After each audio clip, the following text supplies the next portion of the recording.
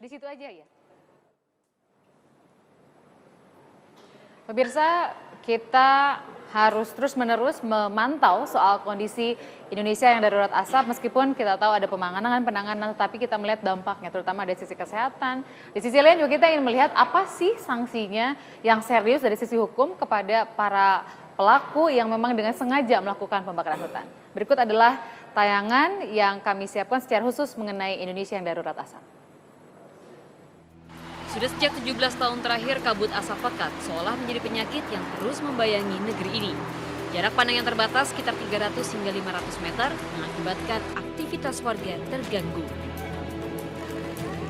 Sejumlah penerbangan terpaksa dibatalkan, bahkan kegiatan belajar mengajar di sekolah pun terpaksa diliburkan sementara. Cukup merusak sekali, apalagi kalau kita kena asma itu sangat terasa. Kabutnya bikin mata kita pedih, terus asapnya mengganggu sekali dalam kesehatan kita. Meski operasi pemadaman asap telah dilakukan, namun nyatanya titik panas di Sumatera dan Kalimantan tetap meningkat. Data dari BNPB menyebutkan terdapat sebanyak 1.312 titik api yang tersebar di seluruh pulau Kalimantan. Sementara dari pantauan satelit Aquaterra Modis, jumlah titik api di Sumatera bertambah menjadi 1.050 titik.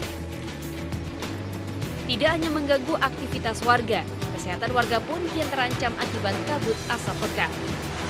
Di Sumatera Selatan, lebih dari 22.000 orang terserang gangguan pernafasan atau ISPA. Sementara di Provinsi Riau, lebih dari 1.700 orang menderita iritasi kulit, 1.160 lainnya menderita iritasi mata. Kabut asap pekat bahkan telah memakan korban jiwa.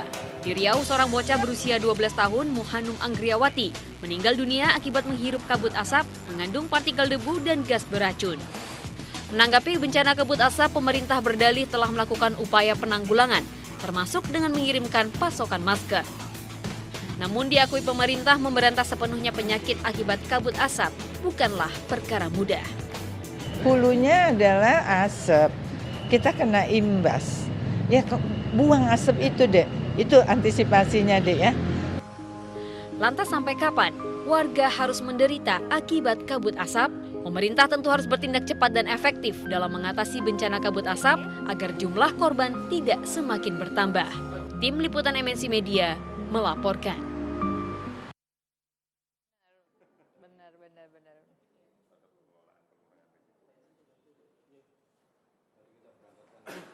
Ada 4 orang tamu yang sudah bersama dengan saya. Kalau Anda juga mengakses iNewsTVMobile.com, silahkan Anda berikan komentar. Kita bicara soal kebakaran hutan dan dampaknya kabut asap.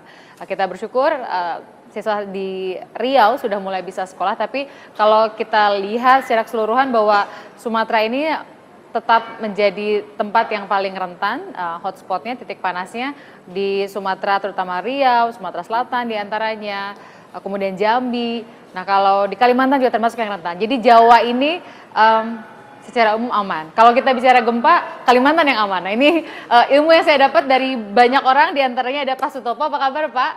Sudah lama tidak bertemu dengan Bapak.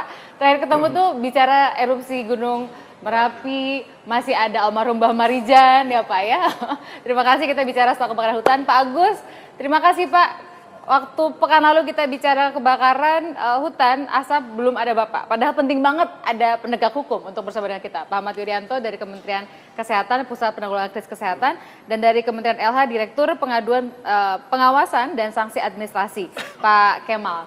Kita ke Pak Kemal dulu. Dari sisi penanganan, untuk membuat kita tenang dan optimistis, sejauh ini sebetulnya tinggal bersisa berapa Pak? Kerawanannya, kerentanannya? Sebenarnya kalau dari sisi kerentanan beberapa hari ini memang ada terjadi peningkatan hotspot baik di Kalimantan ataupun di Sumatera ya, khususnya di Kalimantan Tengah, kemudian di Kalimantan Barat, Jambi, Sumsel dan juga Riau. Nah kami dari Kementerian Lingkungan Hidup dan Kehutanan sebenarnya ingin mengatakan instrumen penegakan hukum yang kita dorong sekarang, di samping memang pidana perdata, juga penerapan sanksi administrasi, karena dijamin di dalam Undang-Undang 32 2009 mengenai tentang perlindungan dan pengelolaan lingkungan hidup Di situ ada penerapan sanksi terhadap korporasi ya. Dan kita sekarang sudah diturunkan 4 tim yang memang disinyalir di situ terjadi kebakaran yang luar biasa di Sumsel dan juga di Riau. Apakah itu bidang usaha kehutanan, HTI, dan juga perkebunan gitu ya. Jadi pendekatan dari sisi administratif. Nah kita juga Ya. kan ingin ada yang lebih galak gitu ya. Polisi itu dianggap urusan seperti ini kok entah kurang luas pemberitaannya, entah memang kurang galak beneran Pak, Pak Agus sebagai Karopenmas.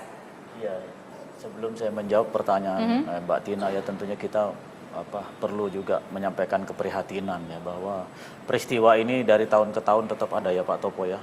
Tahun 2013 saya bersama Pak Topo di Riau sudah ada, 2014 ada, 2015 ada.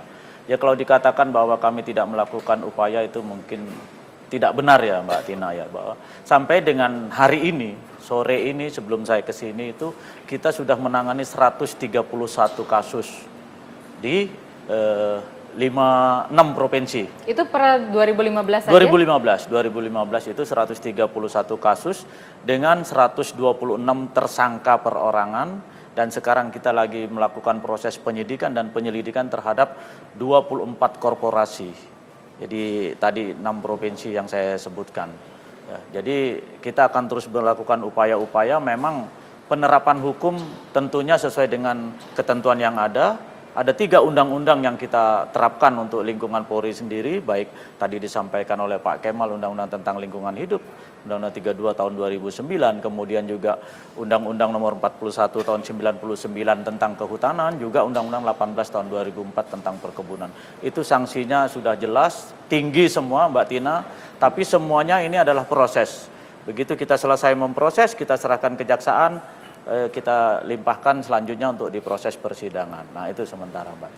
Dan totalnya berarti 24 korporasi dan 126 yang perorangan. perorangannya. Itu dari sisi hukum. Sebelum kita lebih jauh ke hukumnya, kita bicara lagi sekarang soal kondisinya yang terakhir dari BNPB.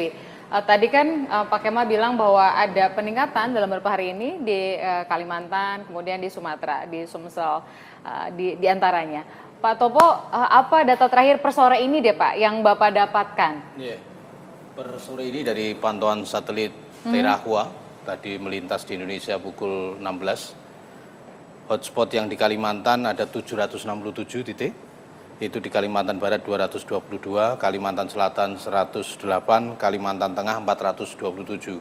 Kalimantan Selatan paling banyak ya Pak ya? Kalimantan Tengah. Tengah. Udah lebih sekitar sebulan ini selalu di Kalimantan itu dominan ada di Kalimantan Tengah.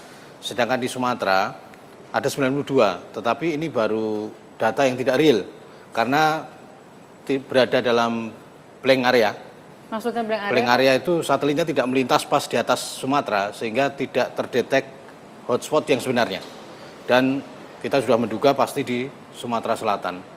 Jadi tahun 2013-2014 ketika terjadi wilayah Indonesia juga kebakaran hutan dan lahan, titik api terkonsentrasi di Riau. Tetapi untuk 2015 ini justru di Sumatera Selatan, Jambi, dan Kalimantan Tengah. Dan kalau total jumlah hotspot tahun ini memang lebih rendah dibandingkan tahun-tahun sebelumnya. Tetapi jumlah luasan dari asap ini lebih luas dibandingkan tahun sebelumnya. Jadi begini, tahun sebelumnya lebih banyak tapi kalau boleh dikatakan terkonsentrasi di satu wilayah. Kalau sekarang sebarannya lebih banyak. Iya, betul. Walaupun itulah yang titik menyebabkan hotspotnya berkurang. Ya, itulah yang menyebabkan mengapa asap begitu meluas. Bahkan kalau kita melihat dari hasil sore ini tadi Malaysia termasuk Kuala Lumpur, Port Klang dan sebagainya juga sudah tertutup asap.